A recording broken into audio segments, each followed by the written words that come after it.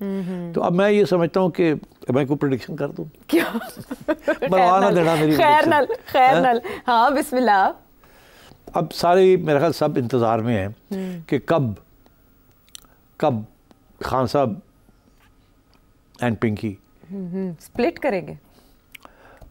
अब देखो ना, पिछली दफ़ा मैंने काफ़ी अरसा पहले मैंने गलती से कह दिया उस पे वो कि यार है ना तो झगड़ा है, वो झगड़े होते भी लड़ाई मियाँ से खान साहब बड़े नाराज़ हो गए। अब झगड़े तो होते हैं मियाँ बीवी के दरमियान, यार व्हाट्स द बिग डील। अगर मैंने कह दिया कि कोई थोड़ी बहुत गड़बड़ हो रही है, खटपट हुई है तो की होता फ़र्क पे है। और वो भी मुझे किसी बड़े अहल जो बंदा वहाँ बैठा हुआ था जिसके सामने ये गड़बड़ हुई उसने मुझे बताया। अब मैं नाम तो नहीं ले सकता क्योंकि चिड़िया आफ्टर ऑल चिड़िया की भी तो बचाव करना ना, वैसे भी सोर्स बताना ज़रूरी नहीं है। तो मगर वो तो पक्की खबर थी, जो बंदा बैठा हुआ था जिसके सामने सब कुछ हुआ। तो अब बात यह है कि अब मैं कह दूं कि जी फिर कोई गड़बड़ होने जा रही है या उम्मीदें लोग कर रहे हैं कि गड़बड़ होगी। और मैं क्योंकि देखे ना कुछ तज्जियाकार हैं जो खान साहब के बड़े करीब रहे हैं। नाम नहीं लूँगा मैं उनका, बहुत करीब तज्जियाकार तो नहीं, दोस्त बहुत करीब थे उनके।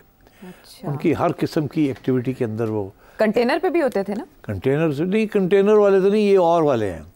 जो बाकी जो काम होता था ना, हाँ उसमें इनकी बड़ी आमदोरफ्त थी। अच्छा वो उनसे मैं खबरें तो लेनी होती है, मैं साइकोलॉजिकल एनालिसिस भी करना होता है। वो किससे किया जाए? उन्हीं से किया जा सकता है ना जो खान साहब के साथ 10 साल रहे हैं in the most intimate of places. भाई खान अगर ऐसा हो तो खान की करेगा, अगर ऐसा होया तो खान का रिएक्शन की होएगा। तो ये तो बड़े कम लोग हैं जो कि बता सकते हैं आपको कि खान का जो पर्सनैलिटी है वो कैसे रिएक्ट करेगी टू समथिंग और दी अदर। ठीक, तो मैं राब्ते में हूँ ऐसे लोगों के साथ। तो वो उनका तो ये कहना है कि जिस दिन कुछ एक्सपोजर हो गया किसी खातून का, अच्छा, तो खान साहब will be shattered and Khan साहब की ये जो स्ट्रेंथ है ना ये इवेपोरेट कर जाएगी। अच्छा, अब बातें शुरू हो गई हैं कि जनरल फैज़ का क्या सियासी रिश्ता था बेगम साहिबा के साथ और किस बंदे के ज़रिए था और उस बंदे ने कैसे बेगम साहिबा का कॉन्फिडेंस गेन किया जी, और वो बंदा कौन था और कैसे हुआ। और बहुत सी बातें जो बेगम साहिबा प्रेडिक्ट करती थी वो कहाँ से आती थी उनको कि ऐसे हम करने जा रहे हैं या ऐसे होने जा रहा है, तो वो आगे खान साहब को और खान साहब के ऊपर दायरा है। तो ये अब मैं यार ज़्यादा ना मेरे से बात कराओ, इशारों में मुझे बात कर लेने दो। खान साहब बहुत नाराज़ हो जाते हैं जब इस किस्म की फैमिली की बातें शुरू हो जाती हैं। वो पहले ही नाराज़ है, उन्होंने मीडिया से गुफ्तगू करते हुए कहा है कि इनको शर्म नहीं आती ऐसी बात करते हुए कि जनरल फैज़ राब्ते में थे बुशरा बीबी से, वो बरहम हुए हैं इस बात के ऊपर पहले ही। तो बस फिर मैं सॉरी करके मैं अभी कर देता हूँ। ये वैसे भी आप तो वो रिपोर्टेडली जो चीज़ें चल रही हैं तो ये इसमें है हकीकत। अच्छा, हाँ मैं आपको बता रहा हूँ। वो ये है कि देखिए जिस दिन अलहदगी होगी ना, अगर अलहदगी हो गई तो खान साहब का और एस्टेब्लिशमेंट का मसला हल हो जाएगा। है बस मसला हल हो जाएगा, अपना मसला पैदा हो जाएगा और उधर मसला हल हो जाएगा। अच्छा, ये बड़ी कॉम्प्लिकेटेड बात आपने की है। इसको यही रहने दें। माजी में तलखियों की खबरें आती रहती थी इमरान खान साहब की अहलिया और उनकी हमशीरा के दरमियान, अक्सर के वकला के मामले पर भी बाकायदा तनाज़ा होता था कि ये वकला इस केस के लिए होने चाहिए थे और ये नहीं होने चाहिए थे। अपनी अपनी वकला की टीम भी है और आपने पाकिस्तान तहरीक इंसाफ के अंदर जो धड़ेबंदियाँ उनको भी आपने पॉइंट आउट कर दिया कि कौन किसकी तरफ से आ रहा है। शेर अफजल मरवत साहब हो गए, अली अमीन गंडापुर साहब, जो अलीमा खान साहिबा हैं, क्या हम उन्हें इस वक्त इमरान खान साहब का रिप्रेजेंटेटिव या स्पोक्स पर्सन समझें? नहीं। फिर किसको समझें हम? किसी को नहीं, कोई है ही नहीं, कोई भी नहीं। खान साहब मुख्तलिफ लोगों से मुख्तलिफ काम करवाते हैं। अच्छा, और इतनी स्पेस अपने लिए छोड़ते हैं कि यू टर्न ले सकें, कह सकें ये मैंने तो कहा ही नहीं। तो इसलिए कभी तो उमर अयूब जो है वो बयानिया प्रेजेंट करता है, कभी मरवत करता था। अब मैंने सुना मरवत वापस मिल आया, जाके माफ़ी मांग ली है, हाथ गोडे शोडे हाथ ला ले रहे और हादसा भी मिला लिया। और कहते हैं जब ही नहीं पाई हाथ मिला लिया। तो बस वो मतलब है कि ऐसे करके हाथ दे दिया होगा खान ने, तो उसने चूम लिया होगा और उसके बाद आ गया वो, फिर शुरू हो गया। उधर से फवाद चौधरी लपक रहा है। कोशिश कर रहे हैं लेकिन मुलाकात नहीं हो पाई। मुलाकात नहीं हुई। तो और हो जाएगी बाय द वे, हो जाएगी। हाँ, ये भी मैं प्रेडिक्ट करता हूँ किसी न किसी स्टेज पे चौधरी भी पहुँच जाएगा होते, फवाद चौधरी, हाँ वो भी पहुँच जाएगा होते, वो भी जाके बस सब इससे ज़्यादा हो जाएगा। आप पहले भी ये कह चुके हैं। तो ये सब लोग लाइन लगा के बैठे हुए हैं, और एक तरफ खान साहब के साथ लाइन खोली हुई है, दूसरी तरफ भाई बाप के साथ लाइन खोली हुई है, और ऐसे ही पीटीआई चल रही है या नहीं चल रही।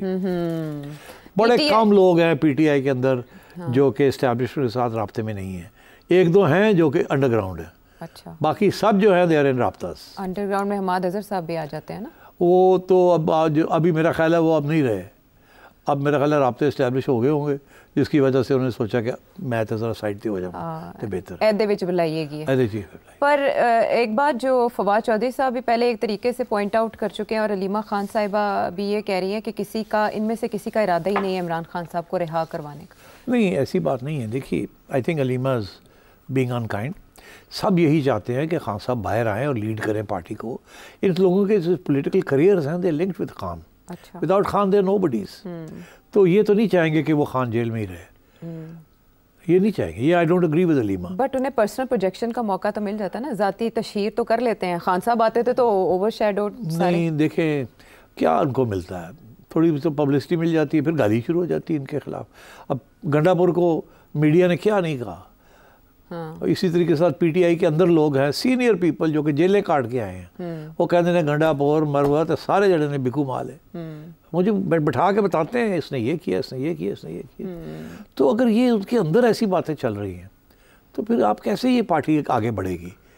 मतलब it's not a party. Party organic होती है जिसके अंदर एक कमांड स्ट्रक्चर होता है और सारा कुछ। यहाँ तो जितने लोग हैं खड़े होके ग्रुप, छोटे छोटे ग्रुप्स बने हुए हैं। चीफ मिनिस्टर तो अपना बूथ बनाया है, असद कैसा तो अपना बना हुआ है। अब वो क्वेटा में वो साहब बैठे हुए हैं, वो अब प्रेस कॉन्फ्रेंस कर रहे हैं कि हमें पूछे बगैर महमूद अचकज़ई जी, अचकज़ई साहब, वो पहले उनको सामने किया हुआ था, वो ऑल ओवर सडन वो लीडर बन चुके थे। अब उनको पूछे बगैर ही कैंसिल कर दिया, वो अब प्रेस कॉन्फ्रेंस करने लगे हैं कि एक ही हो रहा है। तो मतलब आज फिर मौलाना ने भी कुछ सुना दिया अपने तौर पे। वो अपने तौर पे पहले वो भी कह रहे थे हम मिलकर बात करेंगे, ये करेंगे। मैंने क्या कहा था, सवाल ही पैदा नहीं होता। आपने क्या कहा था? चलाए ना जरा, सुना दे। क्या कहा था मौलाना साहब के? मौलाना सूरत सवाल ही पैदा नहीं होता कि पीटीआई के साथ मिल जाए। वहाँ दुश्मनी है बड़ी सीरियस किस्म की। वहाँ मौलाना जो है हर एक के साथ जप्फी डालने के लिए तैयार होंगे, मगर पीटीआई के साथ कभी नहीं करेंगे। वो सिर्फ उस हद तक इशारे करते हैं जिस हद तक उन्हें पीडीएम गवर्नमेंट से कुछ चाहिए, मगर वो कभी भी पीडीएम गवर्नमेंट को उतारने के लिए पीटीआई के साथ नहीं मिलेंगे, कभी नहीं मिलेंगे। ये मेरी पेशेंस हुई है।